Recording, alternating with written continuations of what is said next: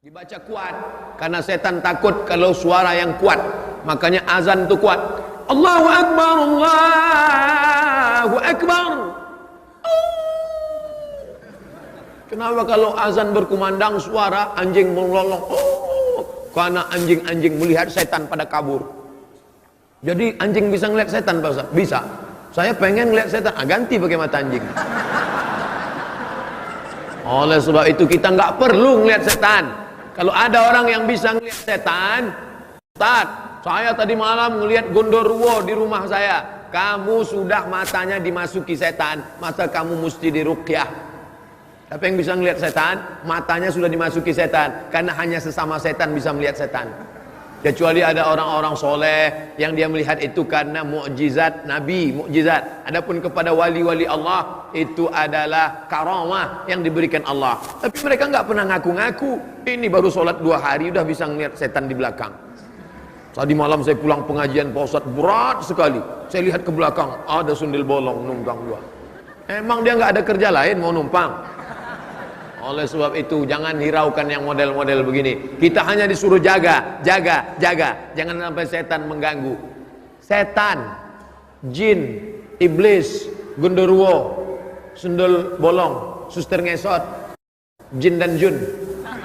Ini sebetulnya mana Pak Ustadz? Makhluk cuma ada 2. Wa ma khalaqatul jinna wal insa. Cuma ada 2. Makhluk yang nampak namanya ins, makhluk yang nggak nampak, nggak kelihatan namanya jin. Jin ini terbagi 2. Jin yang baik namanya jin muslim, jin yang jahat namanya jin kafir. Jin yang muslim itu apa kata dia? Inna, buka surat Al-Jin juz 29. Inna minnal muslimun, kami ada yang jin muslim. Wa minnal qasitun, kami ada yang jin kafir. Jin yang muslim itu apa kerjanya? Taharrau rasyada, selalu mencari jalan yang benar, ngaji. Jin muslim itu ngaji juga. Makanya dalam Quran ada cerita jin dengar bacaan Nabi Muhammad baca Quran. Nabi sedang baca. Qul, katakan ya Muhammad, annahu istama'a nafarum minal jin. Ada beberapa jin mendengar engkau baca Quran. Apa kata mereka? Inna sami'na Qur'anan ajaba. Kami, kata jin, mendengar bacaan Quran Muhammad itu ajaba, ajib, amazing. Kami dengarkan bacaan Quran Muhammad itu ajib, menakjubkan. Makanya kalau ada qori baca Quran, ada jamaah yang tidur, itu lebih parah daripada jin. Jin aja dengarkan baca Quran menakjubkan, dia bilang buka surat Al-Jin. Tapi ada jin itu jin kafir. Yang jin kafir itu apa kerjanya? Kanu li jahannama hataba, mereka akan menjadi bahan bakarnya, kayu bakarnya api neraka. Jin yang baik muslim, jin yang nggak baik kafir. Ustaz nunjuknya jangan ke depan lah, oke ke belakang. Jin yang baik muslim, jin yang nggak baik kafir. Jin yang kafir inilah disebut dengan syaiton. Induknya iblis, komunitasnya jin. Yang baik muslim, yang nggak baik kafir. Yang nggak baik ini kafir. Nama lainnya seton, induknya iblis. Iblis itu GM-nya lah. Adapun yang lain ini anak-anak buahnya semua.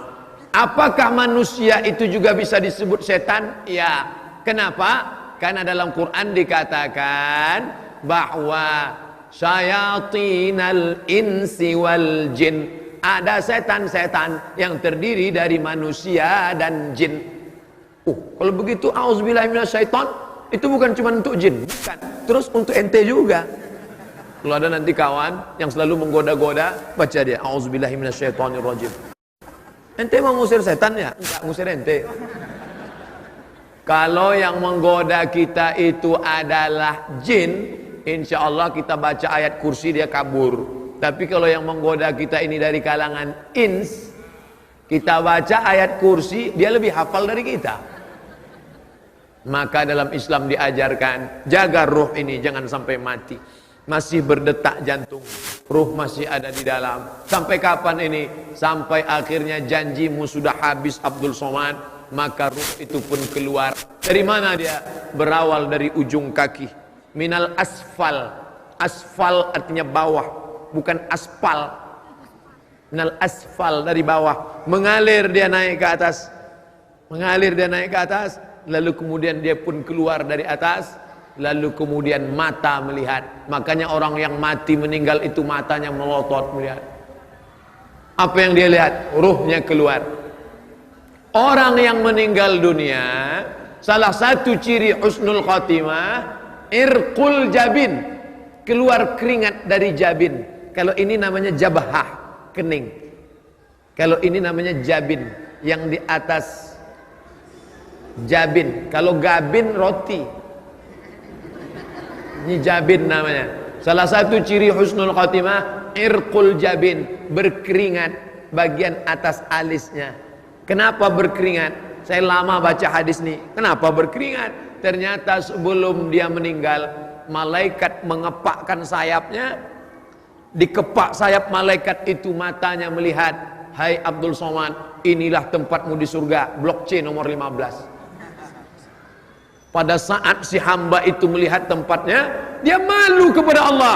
Sholatku nggak seberapa, puasa sunatku nggak seberapa, ilmuku nggak seberapa, amalku nggak banyak, tapi kenapa aku masuk dalam surga? Malu dia.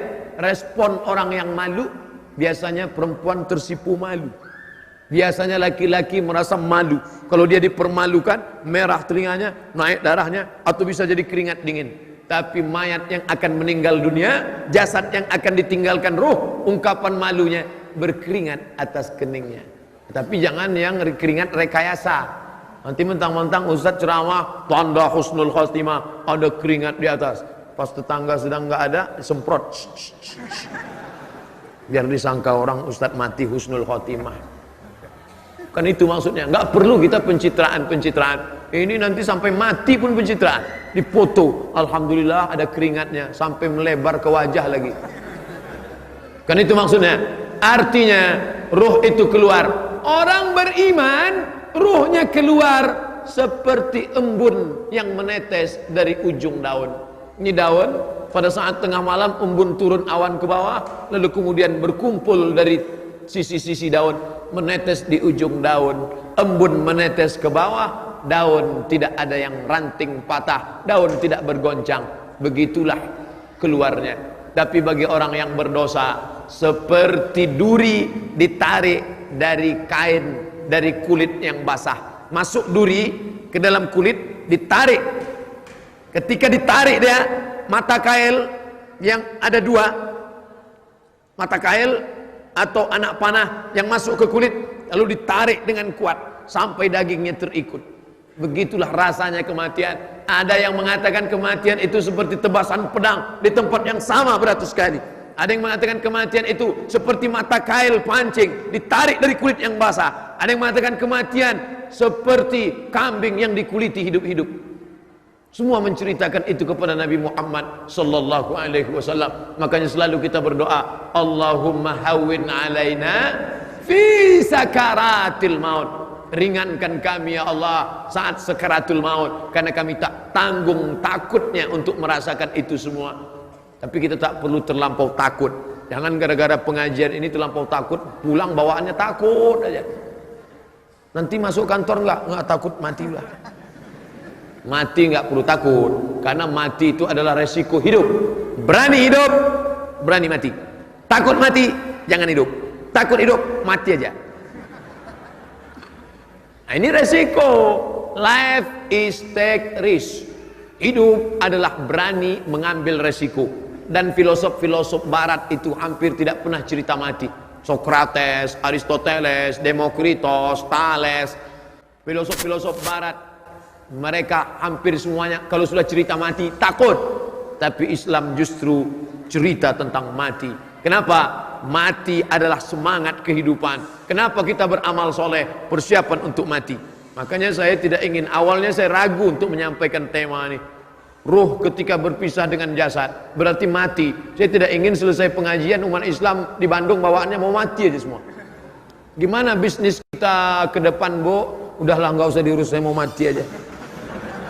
Adik-adik mahasiswa nanti selesai S1 mau ngambil master di mana, mau ngambil S3 di mana, nggak ada gunanya S2 S3 Pak Ustaz, mau mati aja nih. Orang Islam disuruh berbuatlah. Selesai salat keluar dari masjid, wa qul i'malu, berbuatlah, fasayarallahu amalakum. Allah yang akan menilai perbuatanmu, wa rasuluhu, Rasulullah yang akan menilai perbuatanmu, wal mu'minun, orang-orang beriman yang akan melihat hasil dari perbuatanmu. Oleh sebab itu jangan pernah berhenti berbuat. Walaupun engkau sudah mau mati, sudah ada tanda-tanda kematian, sudah terasa tanda-tanda kematian, maka di tanganmu masih ada bibit korma. Idza waqa'at ala ahadikumul qiyamah, kamu sudah mau mati, wa fi yadihi fasila, di tanganmu ada bibit korma, falyaghrisha, tanamkan, gali tanah, tanamkan bibit korma, padahal sudah mau mati. Untuk apa nanam bibit korma sudah mau mati? Korma itu akan tumbuh, bertunas, berbatang, berbuah, dan dia akan bernaung. Ada orang bernaung di bawah pohonnya karena kepanasan, dan ketika dia berbuah ada orang akan memakan buahnya. Allahumma barik lana fima razaqtana wa qina adzabannar. Nyami. Di saat itu engkau akan mendapatkan pahala. Jangan pernah berpikir saya dapat apa. Yang penting engkau berbuat, nanti pahalanya Allah yang ngurus. Banyak orang sekarang berbuat, gimana kalau kita bangun masjid ini, gimana kalau kita buat pengajian, nanti saya dapat apa, nanti saya akan mati. Memang kita akan mati, tapi ada setelah itu akan menjadi amal jariah.